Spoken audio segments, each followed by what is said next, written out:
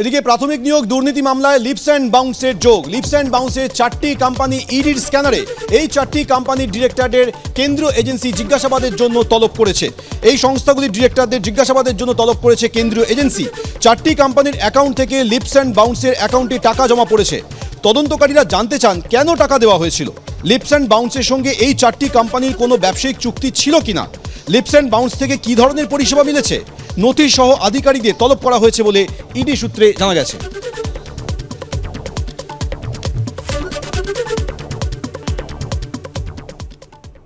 আর এই প্রেক্ষাপটে দাঁড়িয়ে অবিলম্বে নিয়োগের দাবিতে মিছিল টেট 2022-এর চাকরি প্রার্থীদের। ডরিনা ক্রসিং এর রাস্তায় ফুটবল খেলে প্রতীকী প্রতিবাদ তাদের।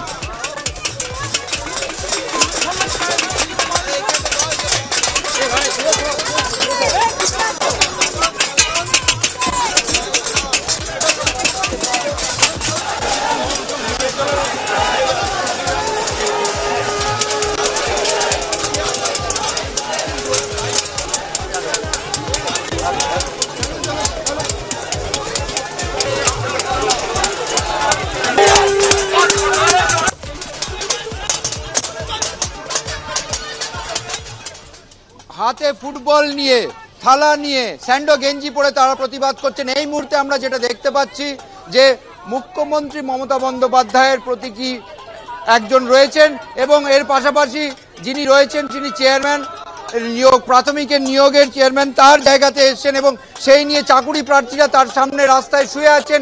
এই রকমের একটি পথনাটিকা তারা করছেন। আপনারা এখানে কি প্রতিবাদ? আমরা এখানে প্রতীকী প্রতিবাদ জানাচ্ছি। মুখ্যমন্ত্রী যে পদে আছেন মাননীয়া, ওনার পদে ওনার যেটা করণীয়, উনি যেটা প্রতিশ্রুতি দিয়েছিলেন বছরে ডবল চাকরি, ডবল আমাদের দরকার নেই, একবার করে দিলেই হবে। বছরে বছর যেটা নিয়ম প্রতিবাদ যেটা হয়ে আসছে সেটা দিলেই আমাদের হবে, কিন্তু সেটাও পাচ্ছি না। আপনি মুখে হাত দিয়ে আছেন কেন?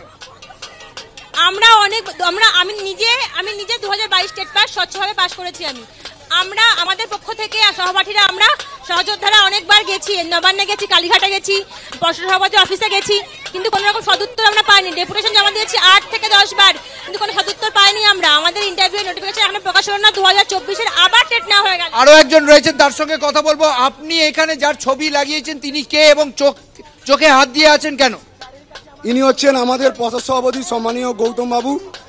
চোখে হাত দেওয়া, আমরা এত আন্দোলন করছি, এত জায়গায় যাচ্ছি, উনি দেখতে পাচ্ছেন না, উনি আমাদের কষ্টগুলো দেখতে পাচ্ছেন না। আমরা এত আন্দোলন করছি, তাই ওনার এই অন্ধত্ব প্রতীক স্বরূপ 22 স্টেটকে দেখতে পাচ্ছে না, তার প্রতীক স্বরূপ আমি আজকে চোখে হাত দিয়ে আছি। বুঝতেই পারছো তারা প্রতিবাদ জানাচ্ছেন প্রতীকী, এবং সামনে দণ্ডি কাটছেন 4 জন চাকুরি প্রার্থী এবং একই সঙ্গে পর্ষদ সভাপতি এবং মুখ্যমন্ত্রী প্রতীকী প্রতিবাদ তারা করছেন এবং তাদের বক্তব্য সেইগুলো তারা তাদের বিভিন্ন অঙ্গভঙ্গির মাধ্যমে ফুটিয়ে তুলছেন, চাকরি প্রার্থনা করছেন, দণ্ডি কাটছেন এবং অন্য দিক থেকে যে প্রাথমিকের টেট পাস 2022-এ তারা যে ইন্টারভিউর নোটিশ পায়নি সেটা কর্তৃপক্ষ দেখতে পাচ্ছে না, সেইটাই তারা তুলে ধরার চেষ্টা করছেন। 2022 সালের টেট পাস পরীক্ষা হয়েছে, 23 সালে আবার টেট নিয়েছে, প্রতি বছর টেট নিচ্ছে কিন্তু নিয়োগ করছে না। রাজ্যের স্কুলগুলোতে শিক্ষকের নেই, ছেলেমেয়েরা পড়াশোনা করতে পারছে না, রাজ্যের মানুষের সাথে বঞ্চনা হচ্ছে।